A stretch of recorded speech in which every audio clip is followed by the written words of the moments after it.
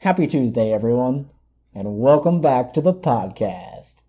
This is a very special episode, episode number 4. Is it alright, episode number 4? It is episode number 4. It just feels like yesterday we were just doing this. It was almost yesterday, 4 weeks ago. Something about that.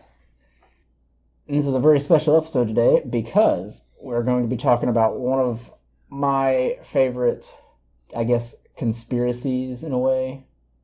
And you know what that is, Joey? You know what one of my favorite government conspiracies would be to this day? It is the one and only Roswell incident. Exactly, the Roswell crash of 1947, people. We're getting deep into it now. He is going to explain to me about the Roswell incident. I really don't know anything about it. I don't know how you don't know anything or very much about the Roswell crash. It's one of the most well-known UFO sightings and or crashes in United States history. Well, the reason why I probably don't know much about the Roswell is that I paid more attention about Area 51. Okay, that's understandable. So, however, Roswell is a small town in New Mexico, as you know, I'm sure. Right. New Mexico is just south of Nevada. Yes. I know which Area 51 is in. I know where New Mexico is. Geopolitical information and whatnot. So they are very close together. I see. There has been a lot of UFO-style sightings out in the deserts over in that area, and partially people believe this has something to do with Area 51 and the secret government facility that's there, and how they do tests on aliens that they find or alien technology, and some believe that that's where a lot of modern day technology comes from, is the testing that they do on these extraterrestrials that are visiting here, and that's how we're able to progress in technology the way we have in the last 50 to 60 years. Okay, so now we're talking about extraterrestrials here. Let's say that I don't understand a whole lot about what extraterrestrial means. Now, this isn't just for me, though. This is for the people who don't understand that. Okay. As far as what extraterrestrial means, basically what they are is anything living, any kind of living being not from this world. Okay. Either visitors or they just came and stayed, I guess, permanent residents, Basically anything that wasn't born, created, developed on this world. On Earth. It has to be a living being, of course. Yes. Wait, so like a germ, a germ is a living creature. Yes. Okay, so that could be considered extraterrestrial. Yeah.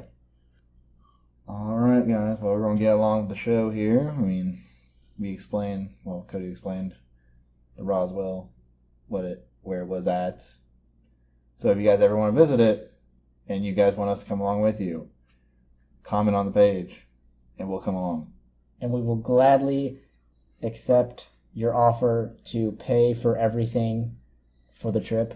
Yes, we will. We'll gladly accept it because I'm not going to lie. I would love to see Roswell. I know definitely Cody would like to go there. So if you guys want to go, if you guys want some partners along the way to see what's out there, don't be afraid to ask. All right. And so the Roswell crash of 1947 is basically short story here. On July 7th, I believe, 1947, a rancher by the name of Mac Brazel went out with his friend to check on their sheep, as there was a storm the night before, so they wanted to check and see if everything was all right, if there was any injured sheep or whatnot, if there was any gates that were broken, that's classic rancher stuff. Yeah. Well, as they rode their horses, getting closer to the field, they started to notice all this all this debris scattered, here and there, unusual pieces of stuff that they've never seen before, big pieces of metal tech that, back in the 50s would have been, unimaginable. He has no idea what it is. Upon further inspection, though, he discovered a shallow trench several hundred feet long that had been gouged into the ground, like something had crashed at some kind of high velocity. He was completely shocked by all this debris that he had saw, and after dragging a few pieces back to his shed, he took some over to show the Proctors. I'm guessing the Proctors were his friend's parents, Mrs. Proctor, who later moved from the ranch to a house closer to town, said she remembers Brazel showing up with the strange material. The Proctors told Brazel he might be holding wreckage from an alien spacecraft. A number of UFO sightings have been reported in the United States that summer. This, could mean something. Mm-hmm. See, there's been a lot of sightings, and then there's this one that, something unknown crashes in this field, you don't know what it is. That's not coincidental. That's like that has to be something almost there. Straightly, they combine. They're aligned together. Whatever that word is. Something is going on. Something is going on in the New Mexico desert. Or it could be a government project. And why do you say that for? Because that is the common government cover-up story for any kind of alien extraterrestrial thing that goes on anywhere in the world. For the government to cover it up, they just say it's something that they're doing or something that another country's government is doing that is like them testing stuff. I have read other alien stories. They always say that with a crash landing, it was always a weather balloon. Yes, and exactly. In this specific situation, that was the official cover-up for this specific crash. Now, why do you think that's always the scapegoat? Like, to me, a weather balloon looks nothing like a spacecraft at all. Exactly. It wasn't very well thought out at the time, I feel like, and it just doesn't. There's just too many reasons why it couldn't be a weather balloon. There was no weather balloons are these big rubbery balloon kind of things. Yeah, they're not metal. Right, and they're not a saucer shape either. They're like rounded in a way. They're not like a big old. And a weather balloon.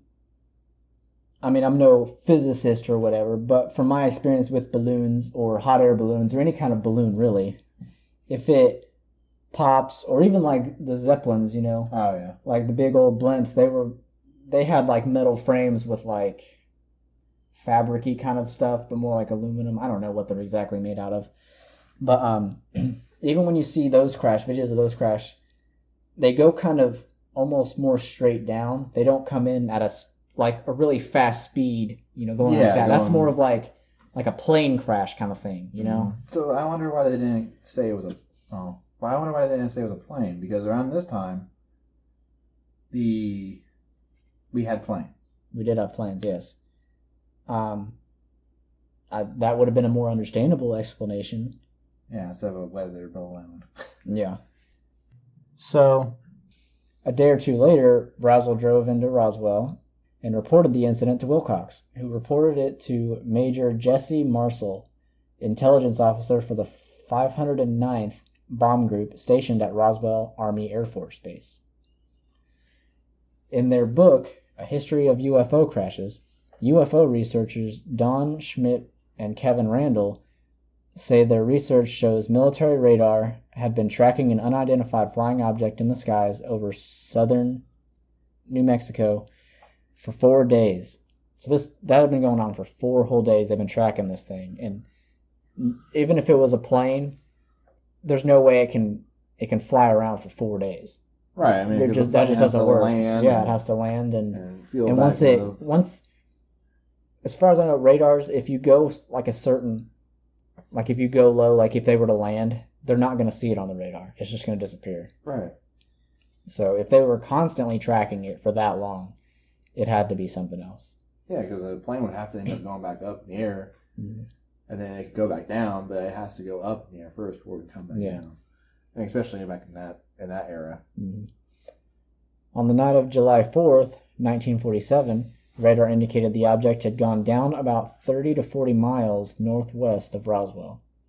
The book says eyewitness William Woody, who lived east of Roswell, said he remembered being outside with his father the night of July 4th, 1947, when he saw a brilliant object plunge to the ground. The debris site was closed for several days while the wreckage was cleared. And Schmidt and Randall say that when Woody and his father tried to locate the area of the crash they had seen, Woody said they were stopped by military personnel who ordered them out of the area. Now, see, that's a little fishy to me. Because if it was just a weather balloon, why would the military be so uptight with the crash? Yeah, anywhere where the military is super involved and super secretive, there's obviously something going on besides what they're saying. Monday morning, July 7th, Marshall took his first step onto the field. Marshall would remark later that something must have exploded above the ground and fell.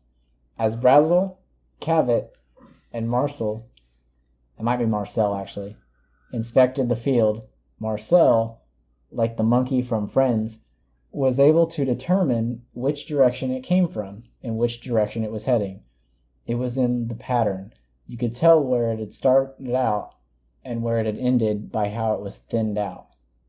Like how it hit the ground here. Like the biggest impact would be the biggest where splash of dirt basically, and as it drags across the ground it would kind of thin up or whatever because it wouldn't be digging so far into the ground. Were we able to find any pictures about that? I do believe there are some pictures, I guess. And if they're true or not, I'm not really sure. But I will be, we will be posting some sort of picture along with this episode, obviously. Like we do with every episode. Yeah. According to Marcel, the debris was strewn over a wide area, I guess maybe 3/4 of a mile long and a few hundred feet wide. Scattered in the debris were small bits of metal that Marcel held a cigarette lighter to see if it would burn. Along with the metal, Marcel described weightless, I-beam-like structures that were 3/8 inch by 1/4 inch, none of them very long, that would neither bend nor break. Some of the I-beams had indecipherable characters along the length in 2 colors. Marcel also described metal debris the thickness of tinfoil that was indestructible. Oh, God. Now this is interesting because there's metal the thickness of tinfoil, and tinfoil is real malleable. You can wad it up into a ball. But this specific metal that this guy found was indestructible. He couldn't break, you couldn't rip it or anything. It was some super strong, lightweight metal that nobody's ever seen before. At this point in time, we don't have technology to even make metal that's even like this. Yeah, that's outrageous. It makes me wonder how it even crashed. I mean, with any technology, you can make a million of the same thing. Mm-hmm. Say if they're mass producing these ships.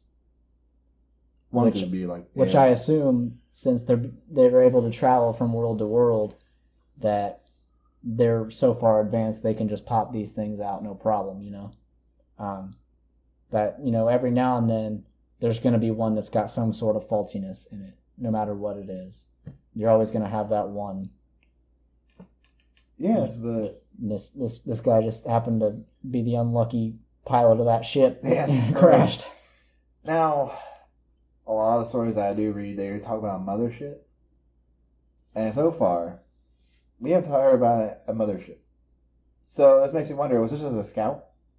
It very well could be. I mean, if we were to go, say in modern times or whatever, before you go to some place, if we're going to invade some place, you're going to send some scouts out to map the area, get some intel on So you have a competitive edge above somebody. Now, I'm not saying these are scouts for an invasion, you know. Yeah, I mean, we don't know, though. We don't know. We don't know. It could be either that, or it could be they're just...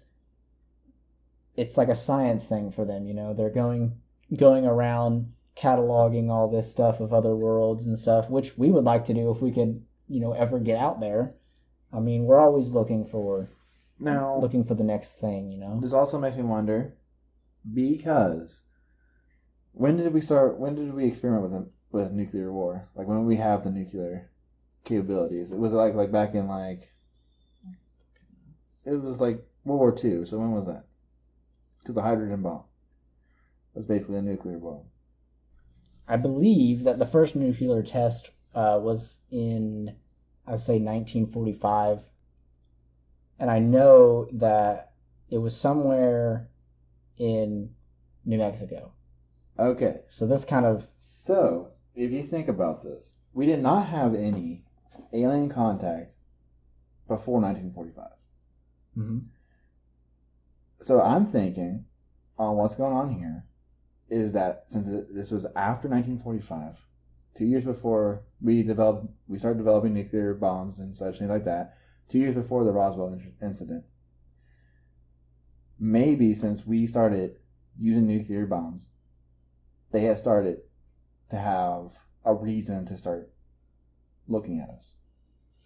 Yeah, I have read a few articles that say something along the lines of, when we started testing the nuclear weapons, because you can see those explosions from space. Yes.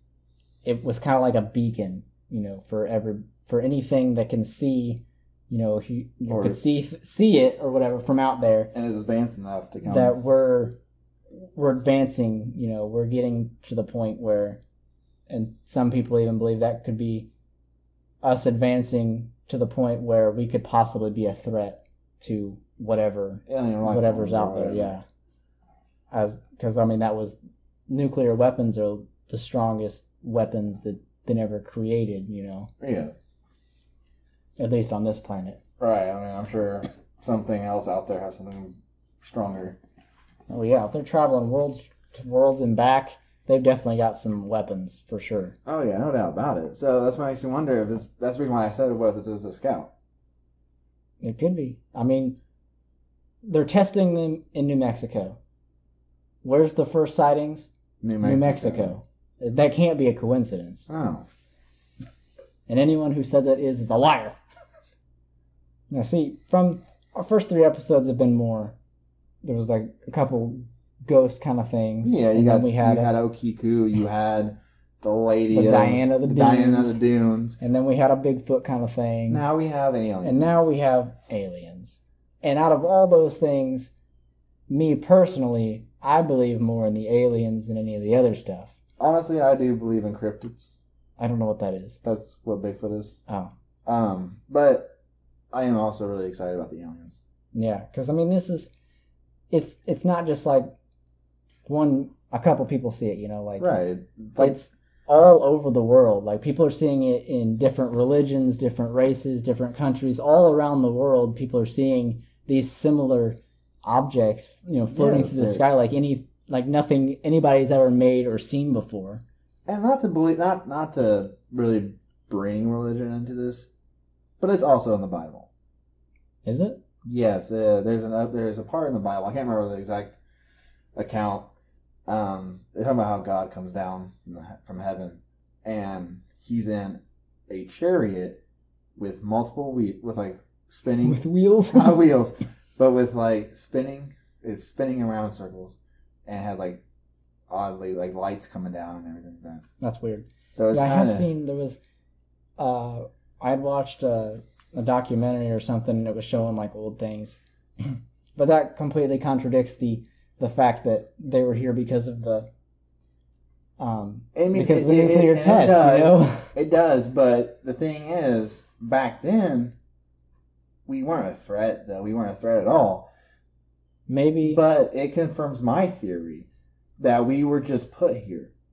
We were put here. We were. So what you're saying is religion is aliens. Aliens, dude. Religion is aliens. The God that people know of, in their individual religions or whatever. What you're saying is really aliens dropping us on this planet, and then we grow from there. Yes, that is my theory. That that could possibly be a thing, I guess. Because the thing is, and this doesn't make any sense to me, if we belonged on Earth, why do we get sick? Because by the time, why would we get sick? Because by the time we evolved to what we are today, we honestly should be we should be able to not get sick at all. I mean, dogs don't even belong here. Dogs get sick more than we do. Well, just because you get sick doesn't mean you don't belong. You don't live forever. No, but the thing is, the germs, everything, like the viruses, I know they evolved. Maybe we're just one big science experiment. They put all this stuff on this empty planet and then just watch how it reacts to each other. We're cracking this thing wide open. We're figuring out that aliens are overlords. Conspiracy broken. And they're coming here to stop us from having nuclear weapons. That's what's going on here. That's why that spaceship came through. Just to see how well we were doing and saw that we had nuclear weapons. I mean, that could be. Because I'm sure there was, from all the ancient texts and all that. Because there's been, the pyramids, whatever, there's pictures of these things, these circle things in, the sky over the people, and they've got their hands up or whatever. What is that? Those are the sky gods. The sky gods are aliens. The sky gods are aliens. I mean, that's the only... We're cracking religion wide open. Whoa. To all our very religious people out there, I'm going to need you to calm down. Right? You guys need to calm it down. This is just a podcast. And it's okay. It actually gives you knowledge. This is giving you knowledge that you're praying to aliens. Is there anything wrong with that? There is nothing wrong with that. No. I pray to aliens. Take me to your leader. And if there's any aliens listening to this podcast, please take me. Please take Cody. Don't take me, though. I have a job, and I have a job, I like too. my job. I like to make money. Oh, my gosh. Okay, so there was a young mortician named Glenn Dennis who worked at the Ballard Funeral Home. He received some curious calls one afternoon from the RAAF morgue. And just to let you guys know, the RAAF is actually a military group. It is the Royal Australian Air Force. Which makes no sense what they're doing over here in America. But the base's mortuary officer was trying to get a hold of some small, hermetically sealed coffins, and also wanted to know how to preserve bodies that had been exposed to the elements for a few days and avoid contaminating the tissue, which was very suspicious. And that is, and that makes me also wonder, were they over here, or were they seeing sightings over there in Africa? You mean Australia? Australia, yeah. Maybe they were. I don't know. Maybe they're all connected. Maybe. Dennis later said that evening he drove to the base hospital, where he saw large pieces of wreckage with strange engravings on one of the pieces sticking out of the back of a military ambulance. He entered the hospital and was visiting with a nurse. He knew when suddenly he was threatened by military police and forced to leave, which is very suspicious. Okay, so this makes me confirm that it's probably not in Australia, because how would you drive to the base hospital if it was already in Australia and you're in... I think you're finding the wrong information. The next day, Dennis met with the nurse, who told him about bodies discovered with the wreckage and drew pictures of them on a prescription pad. Within a few days, he was transferred to England. Within a few days, she was transferred to England. Her whereabouts remain unknown, which my guess is they transferred her, to England, which was really them abducting her and killing her so she didn't tell everybody what she saw, which is standard secret military protocol for these things, I feel like. Yeah, so do I. So we also have here the Roswell Army Airfield press release. At 11 a.m. July 8th, 1947, Lieutenant Walter Haut, RAAF Public Information Officer, finished a press release Blanchard had ordered him to write, stating that the wreckage of a crash disk had been discovered. He gave copies to 2 radio stations and both of the local newspapers. By 2:26 p.m., the story was on the Associated Press wire with the headline, "The Army Air Forces here today announced a flying disc has been found." Okay, hold up here. I'm getting a little confused. Getting a little confused. Yes. So why would the military do all of this work to cover it up just to tell somebody to write that a crashed disc had been discovered? Okay, well, so Marcel told Hop years later that he had taken some of the debris from into Ramsey's office to show him what he had found. The material was displayed on Ramsey's desk for the general when they returned. Upon his return, however, Ramey wanted to see the exact location of the debris field, so he and Marcel went to the map room down the hall. But when they returned, the wreckage that had been placed on the desk was gone and a weather balloon was spread out on the floor. Major Charles A. Cashin took the now famous photo of Marcel with the weather balloon in Ramsey's office. That's where that official weather balloon thing came from. It was reported that Ramey recognized the remains as part of a weather balloon. I mean, obviously. Yeah. General Thomas DuBose, the chief of staff of the 8th Air Force, said it was a cover story, the whole balloon part of it. That was the part of the story we were told to give the public and news, and that was it. Okay, that kind of contradicts. But later that afternoon, Haught's original press release about the flying disc that was found was rescinded, and the officer from the base retrieved all copies of from the radio stations and newspaper office. The next day, July 9th, a second press release was issued stating that the 509th Bomb Group had mistakenly identified a weather balloon as wreckage of the flying saucer.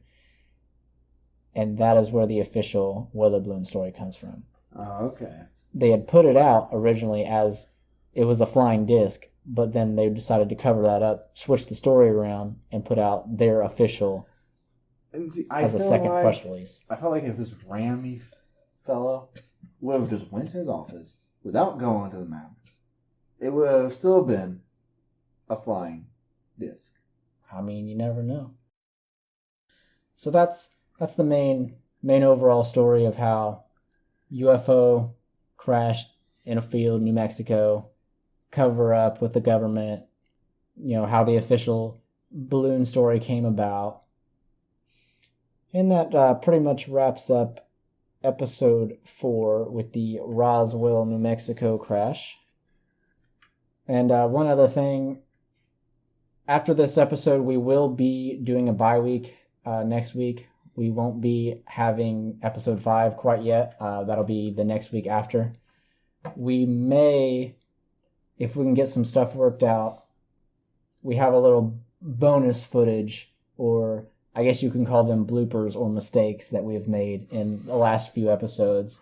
And maybe this episode might be on there too. Or maybe this episode as well, that I can mash together into a short little blooper style reel, just to fill that week that we're not here, since we're taking a break for Thanksgiving. Just because we're taking a break for Thanksgiving doesn't mean we don't love you guys any more or any less. We love you guys a long time.